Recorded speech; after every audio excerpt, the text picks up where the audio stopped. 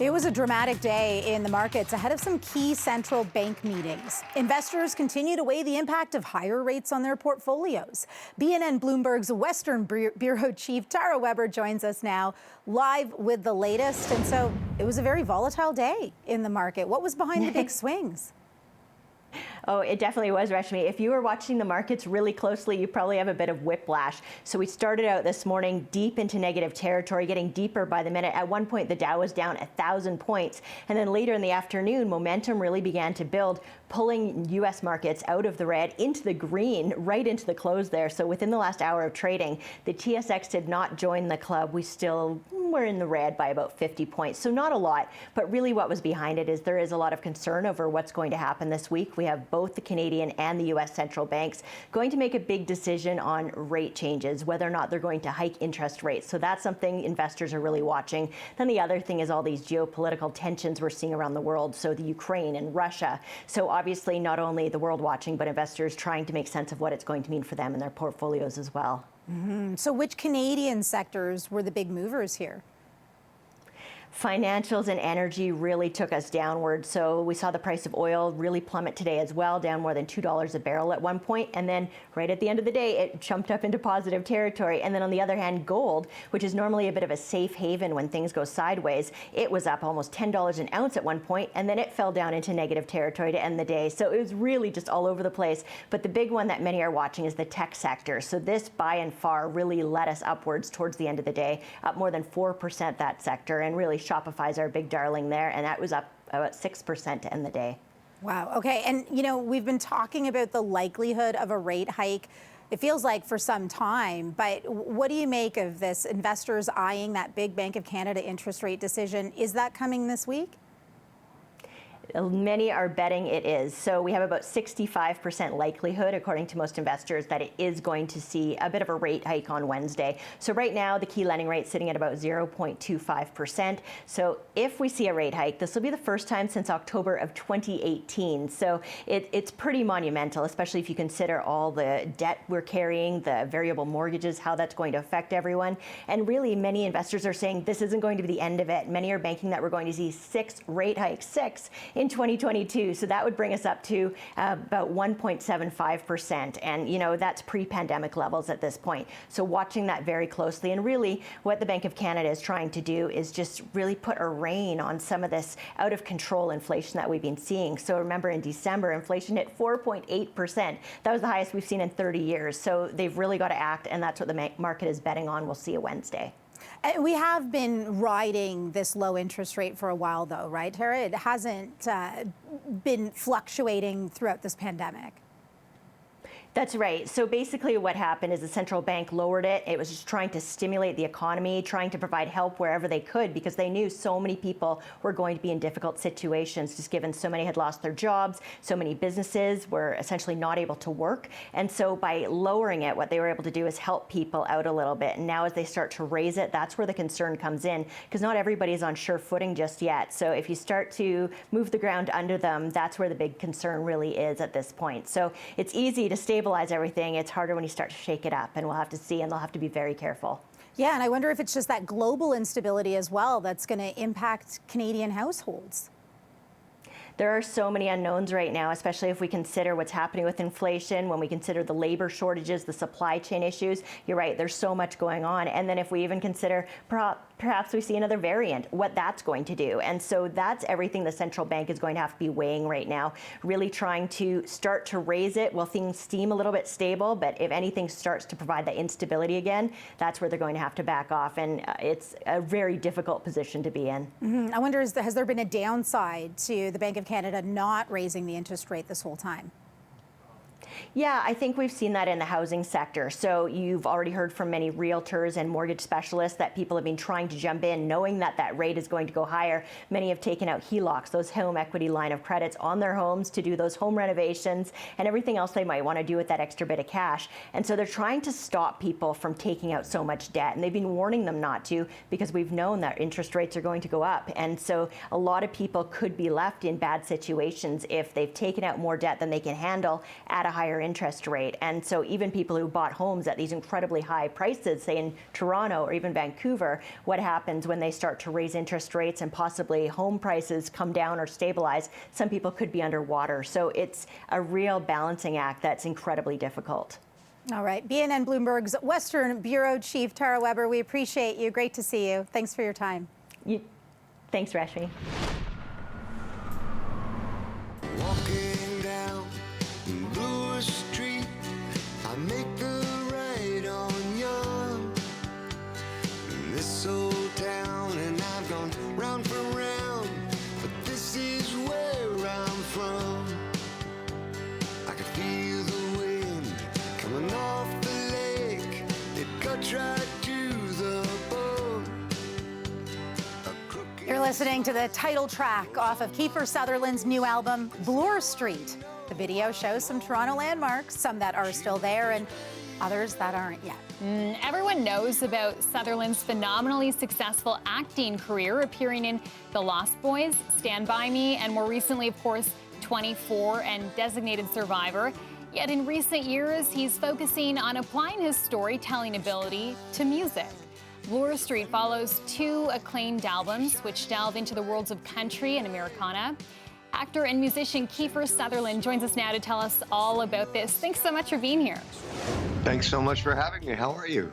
We're doing really well. We're happy to have you. And I mean, wow, you've got 3 albums now, so congrats on that. First of all, tell us about the inspo behind this third one. Well, you know, three of the songs were written before the pandemic started, and Bloor Street was one of them. I was shooting a television show called Designated Survivor, and we were shooting that in Toronto for 3 years, which was probably the longest time I had been home since I left home when I was about 17 years old. And I came across Bloor Street and Yonge Street, and I realized all of my firsts happened here. My first job was in the food court at the Hudson Bay Center, and my first meaningful kiss was in front of the subway at Bloor and Yonge, and the first time I ever bussed with a guitar open and kind of accepting change on the street was at Bloor and Yonge. And I just was overtaken with this kind of nostalgia about what a great city it was to grow up in, and wrote this song. And then other songs followed from the pandemic on, which were kind of real expressions of gratitude, songs like So Full of Love and Two Stepping in Time. And just, you know, during the pandemic, when I felt like everybody else, isolated from my family and my friends, I had a renewed understanding of how lucky I was to have them in my life, and how lucky I was to have had the career that I had. And so a lot of the songs are kinds of expressions of kind of a new understanding of how fortunate I have been. And the video, it includes so many iconic shots and these moments that we all can resonate with, but then that moment of you and your father, Donald Sutherland, at the water. Can you tell us about that moment? Well, those pictures were taken by Life magazine from an article that my dad had done in 1969. And I was so fortunate. You know, I had always had plans of coming back to Toronto and shooting a video of my perspective now of the city. And of course, the pandemic made that impossible. And thank God for my sister, who's the archivist of our family, just had all of these fantastic photographs of growing up, and so she sent me some of those, and we kind of made more of a family album collage that ended up becoming the video. But that you know, I can't go into the dialogue of that day because it's not suitable for the television. But let's say as a 3-year-old, I was a very frustrated, angry fisherman. You know, there's so many really lovely personal moments that are included in this video. One other one that really stood out to me was you in this East York hockey jacket. Can you tell us more about what's behind that story? Well, it was, you know, when we first moved to Toronto, it was my mother and my sister and myself. And I had played a little hockey in Los Angeles at a rink called Culver City. As you can imagine, hockey during the 70s was not a huge sport in Los Angeles, California. And was very nervous when I came to Toronto, and obviously where hockey was such a fundamental part of growing up, not only in Toronto but in all of Canada. And East York, the East York Bulldogs, was the first MTHL team that I tried out for, and I made it onto the team, which was a big thing for me, and just was really proud to be a part of that hockey team. And so filming Designated Survivor here and feeling that vibe of Toronto again, that skyline, an old friend of mine, so many of us can identify with that as well. How does music and this album compare to other creative outlets that you have succeeded in, like acting? Well, I think, there's a real similar through line, which is, you're trying to convey an idea or a story with another audience. The real difference for me is, I did 24 for 10 years, and I played the character Jack Bauer. But in no shape or form am I Jack Bauer. Completely, we're different people. Whereas the songs I write are very personal stories from my life, and I'm expressing personal, private moments, things that I've gone through, whether they be heartbreak or the loss of my mom, or something so full of love, just an expression of gratefulness during a very difficult time, the pandemic. And those are very kind of personal, private moments. And it took me a long time to get to a place where I was comfortable with that. So in that sense, anything that I would do in my acting career it's always, I'm going to be separated by the character that I'm playing, who I am not. In music, it's an opportunity to kind of express things that I've gone through in my life and maybe find some common ground with someone out there in an audience about what they're going through in their life.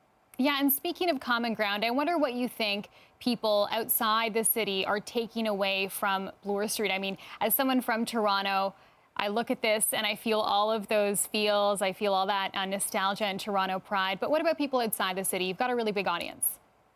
Well, I think what's been really kind of fascinating is, and I certainly did not intend this. This is just kind of a benefit, but I've been doing press for this record all over the world, virtually, because of the pandemic. But the interest that I've experienced from people in the UK and France and the United States wanting to know more about Toronto has been fantastic, because I'm so proud of this city and where I've come from and the sense of community that I feel in Toronto. That I really, in all fairness, have not felt anywhere else in the world. And so I like to brag about that. And so it's been an absolute pleasure to kind of tell the rest of the world how great the city is that I got to grow up in. Yeah. And Bloor Street, it's a long street. You went to a lot of different schools in this area. You Yes. spent a lot of time. Anything that stands out to you, or any shout outs you want to give out there right now? Well, no, I mean, I had an interesting scholastic career. There's no, that's certainly no secret. I think I attended a different school every year, which doesn't speak very well of me as a student. But you're right, I did get to see all of the city. Again, I've always been just so amazed, as cosmopolitan as Toronto is. There's each neighborhood feels so amazingly unique and interesting and exciting. And I've always been amazed about how fast I've managed to feel welcome in those neighborhoods. We shot Designated Survivor in the West End of Toronto, an area that I have not spent, in all fairness, a lot of time. But just the restaurants, the local shops, just everything.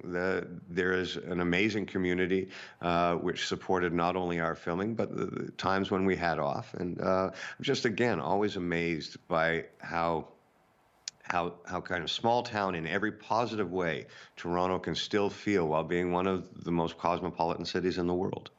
And you've got a UK and European tour that's, I guess, now being rescheduled. Tell us more about what's happening with that. Well, we've had, my gosh, we've had a bunch of tours that have been planned and canceled. We just announced dates for a quick tour in March. It's going to be a very intimate tour, really, with me with an acoustic guitar and a couple guests that would play through the show. Our first dates were set for Toronto and Montreal. Those had to be canceled because of the new variant, Omicron. There are some places in the United States where we still can play. We're going to try that, but we're like everybody else. We want this to be safe. We want it to be responsible, and so we're just going to have to play it by ear and do it the best we can. And I can't wait to get home and play some shows in Canada, and we're just going to have to wait till that's a possibility. Yeah, well, we love that you still call us home as well. Are you looking forward to being on stage with a guitar? That sounds intimate. I am. I get, I'm as a performer, I've always been nervous. I get nervous, and that doesn't change from, being an actor on stage or even in front of a camera or walking on with a guitar. The one big difference is as an actor, if my hands start to shake a little bit, I can put my hands in my pockets. As a guitar player, that doesn't work very well. But I also believe very strongly that you can make that kind of nervous energy into something really positive. And historically, for me, I feel that if it doesn't make me a little nervous, it's probably not worth doing. So I'm anxious, I'm excited, and most importantly, I'm very proud of these songs, and I can't wait to play them for people. And I'm sure a lot of folks here in the city are excited to have you back and watch that concert. I'm just wondering, when you come back, what is on your list of things to do? What do you like to do when you come back to the city?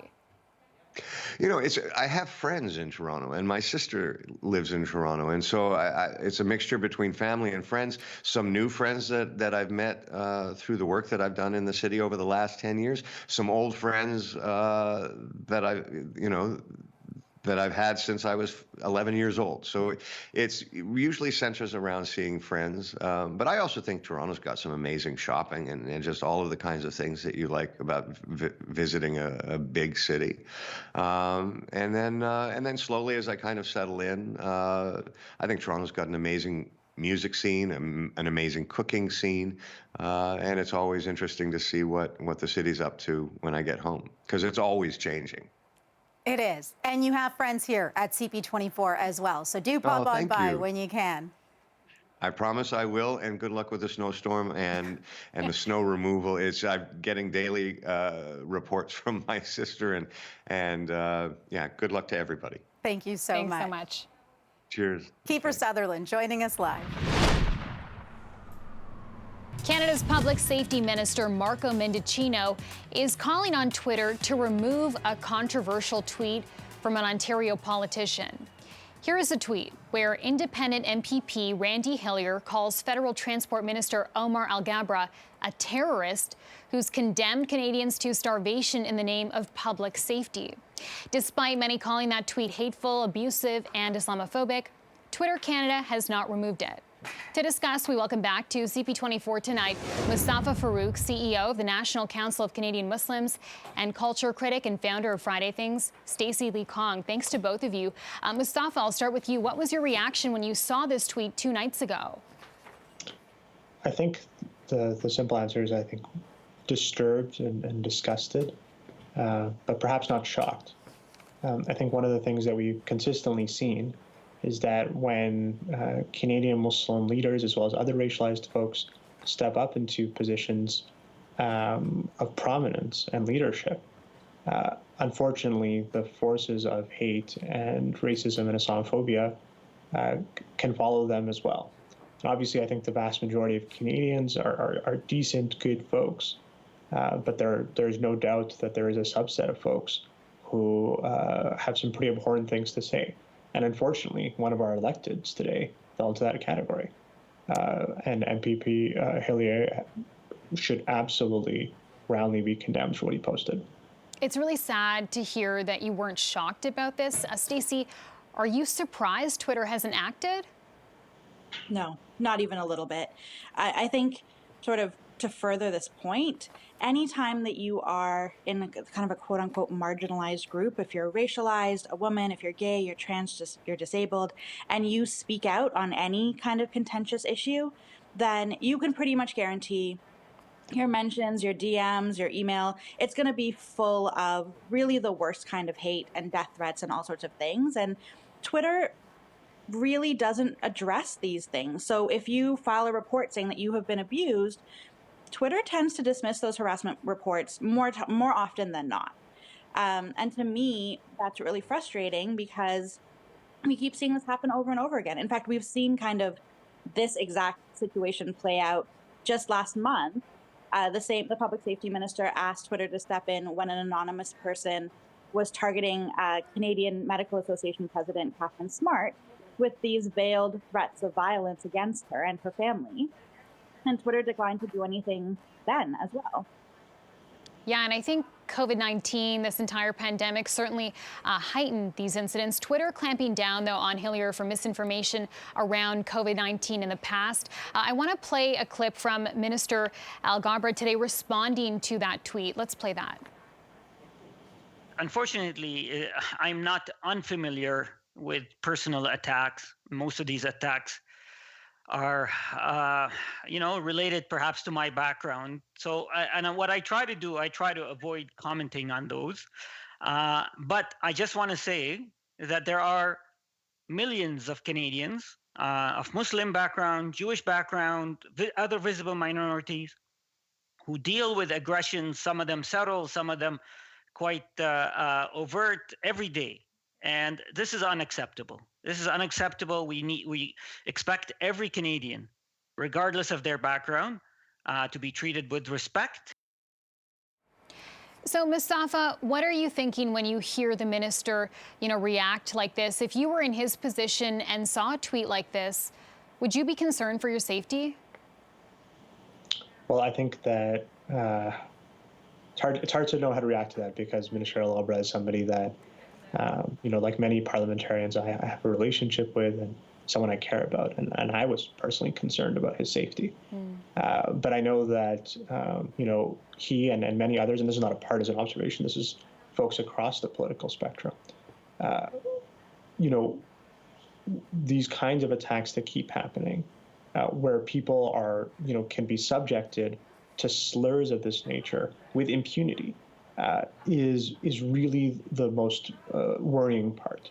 And I think that that's partly a responsibility for us as Ontarians and as Canadians to step up and demand action. And I don't think it should sort of just simply be asking Twitter Canada to take down this one post.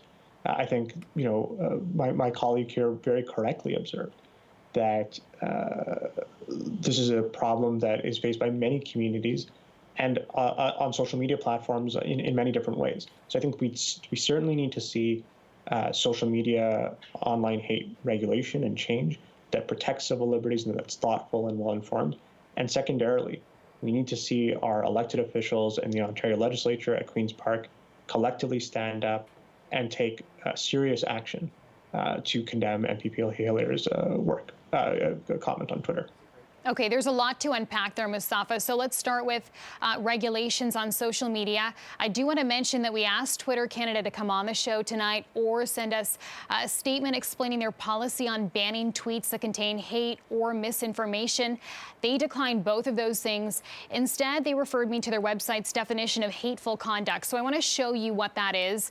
It says, you may not promote violence against or directly attack or threaten other people on the basis of race, ethnicity, national origin, caste, sexual orientation, gender identity, religious affiliation, age, disability, or serious disease. We also do not allow accounts whose primary purpose is inciting harm towards others on the basis of these categories. Stacey, your thoughts on whether this tweet falls under that category? Absolutely. We're calling a Muslim person a terrorist is Islamophobic, and it is also what leads to real violence, right? Last June, we had a terrible incident where a family of 5 in London, Ontario, was attacked by a 20-year-old guy in a pickup truck, and 4 out of 5 of those family members died. And I think the police were very clear from the very beginning that this man's motivation, it was hate. So this kind of language that we are, I really don't want to downplay as we're talking about what Twitter Canada's role should be and what the government's role should be, not to downplay what Hillier is doing here as well. He very deliberately chose the word terrorist to describe a Muslim man. And Mustafa, on that note about this having the potential to incite action or violence. We're coming up on the 5th anniversary of the Quebec City mosque shooting. Just this week, a man was also charged for allegedly attacking a Muslim woman near a mosque in Edmonton. So are you concerned about community safety for Muslim Canadians at this point? I mean, I don't want to cause alarm, but absolutely we're concerned. I mean, the reality is that these attacks just keep happening. Some of them are, you might hear about more, and some of them you might not hear about. I mean, I've been speaking with the victim here in Edmonton about some of the attacks about the attack that she had to go through. Mm-hmm. And the reality is that I've sat down and I've heard the story, and I was there in Toronto. I think you and I were speaking after the Afzal attack, and in Toronto after the killing of Mohammed Assam Zavis in front of the IMO mosque in Etobicoke. And of course, the reality is that we cannot separate online hate from all of these attacks. Alexander Bissonnette was on social media websites looking at Islamophobic material before he committed the attack. The IMO attacker had a number of social media ties to far-right white supremacist groups. And the London attacker had copies, allegedly, of the Christchurch manifesto in his residence. There's simply good reason to be very worried about online hate and the crossing over of online hate violence into real-world violence. Stacey, we're running out of time here, but before we go, I just want to ask you how this incident, this specific tweet, compares to other things that Twitter Canada has acted on in the past. So I have a terrible example. It's like funny but not funny. So this week, I think probably everyone knows the game Wordle. So this week there was a bot that was going around, it was like replying to people who had posted their Wordle score, and it was spoiling the next day's puzzle for them. And I would say, I think I saw this a couple of days ago. I saw it in the morning. By the afternoon, I had seen news that the bot had been banned. So Twitter can act. It is absolutely possible for Twitter to take steps to protect its community or to take action on things that it believes is its purview. So I think the question we have to ask is, why is hate and misinformation then not in its purview, if Wordle is? A very important question. We'll have to follow this story for sure. We appreciate your time and your perspectives on this. Thanks so much, Mustafa Farouk and Stacey Lee Kong. Thank you. Well, starting Monday, some surgeries that were paused in Ontario's hospitals because of a surge in COVID cases will resume. Somewhere between 8,000 and 10,000 procedures a week were put on pause. And that was in January. That's early January. That's had a very significant impact on, of course, many breast cancer patients across Ontario awaiting surgeries. According to the Canadian Cancer Society, delaying cancer care by even just a few weeks can increase the risk of death by roughly 10%. With the lift on some surgery restrictions, hospitals now face the daunting task of having to play catch up and address these massive backlogs. And joining us now to talk about how we can expect this backlog to be addressed specifically for breast cancer patients is Dr. Nicole Leung, a breast surgeon at Sunnybrook Hospital. We're also joined by Ananth Ravi, who's an associate professor of radiation oncology at U of T, a patient advocate and the founder of Molly Surgical. That's a breast cancer tech tool developed here in Canada that helps to remove lesions. Dr. Leung, to you first. Thanks for joining us. What can we expect to see in terms of rescheduled surgery, specifically at Sunnybrook, starting on Monday? You know, it's a really difficult task, and there's many players involved. I think the administrators and the people who coordinate surgeries and all the ancillary services will be working to try to see how to make it as efficient as possible and how to increase the flexibility within our system to make sure that the most people get treated within the shortest period of time. And Anth, if I can turn to you, and there is this device, this technology that you are, of course, a huge part of. How will this help, if in any way, with the surgery backlog? How does it speed things up in terms of identifying lesions? I mean, what does it do specifically that it's able to do this from a technology perspective, if you can break it down? Sure, I appreciate the question. So just to step a little bit back, we're very fortunate to live in a time where there's breast screening. So with breast screening, we're able to catch cancers when they're smaller, easy to treat. However, because they're smaller, surgeons have a difficulty finding them in the OR without marking them first. And conventionally, and predominantly throughout Canada, we place a hooked wire that looks very much like a fishing hook to mark that in radiology the same day as the surgery. And what that does is it locks radiology to surgery. And anything that happens in radiology interferes with the flow in surgery. And so you end up having limited capacity to get patients through the system. Molly Surgical implants a tiny magnetic marker, and this marker is the size of a sesame seed, and you can do this 30 days before your surgical date. And this completely decouples radiology from surgery. And there have been a number of studies that show that you can increase the capacity in radiology to scan patients by as much as 38%, and in surgery you can see as much as a 40% increase in capacity and output. This will immediately translate to accommodating more patients and giving patients greater access to timely care. And Anth, I realize, this is, I believe you were part of the team that created this product, this technology, but I mean, aren't you kind of baffled that this hasn't been something that has been thought of or successfully implemented before? It seems like it really helps to move things along. And I mean, we've talked for months, if not years, about delays in healthcare. This is something, and I have to also give credit to Dr. Nicole Lecong, because this came out of Sunnybrook, me and her working very closely together and listening to patients and their voice and their experience with wire localization. And moving from wire localization to Molly has been a process, and it has taken a lot of empowerment from administrations and local hospitals, and we're seeing a tidal change throughout Canada of moving towards a wire-free system that will, again, unfortunately is necessitated by these backlogs in COVID, but it will not only improve patient experience, but also improve the efficiencies of healthcare systems and delivery of breast conserving surgery. Dr. Lecong, we're looking at nearly a month of new delays for breast cancer patients, in addition to the already existing backlog we've seen really since the start of the pandemic. What does this mean for breast cancer patients at your hospital? So it's very anxiety-provoking, certainly, for patients, for doctors, for people running operating rooms in general. I think the job is for every hospital to work within their capacity, to use products and systems that are going to make things more efficient, but also recognizing that we're really part of a much larger system. And while our focus may be the treatment of cancer, we have to be respectful to also look at the backlogs in other types of surgeries and ICU capacities, ward capacities, and all that type of thing. So it's really quite an intricate system to get these backlogs dealt with. And Ananth, I know you were speaking a little bit about this new technology. Talk a little bit more, though, in terms of patients specifically, what you've heard. What's the feedback you've heard from some of the patients who this has helped?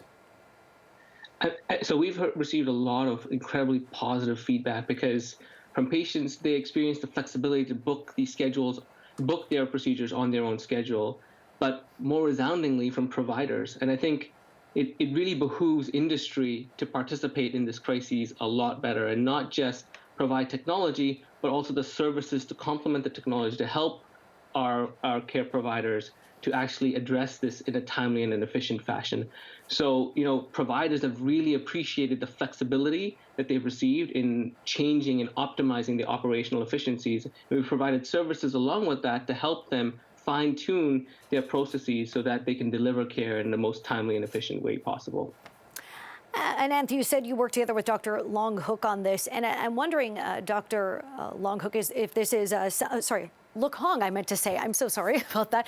Dr. Lecong, if this is something, a kind of technology that you think can be revised in some way to be useful for treatment with other cancers. I mean, and perhaps that's something you could speak to, but Dr. Lecong, I mean, is that a possibility from a surgical perspective from what you know so far about Molly?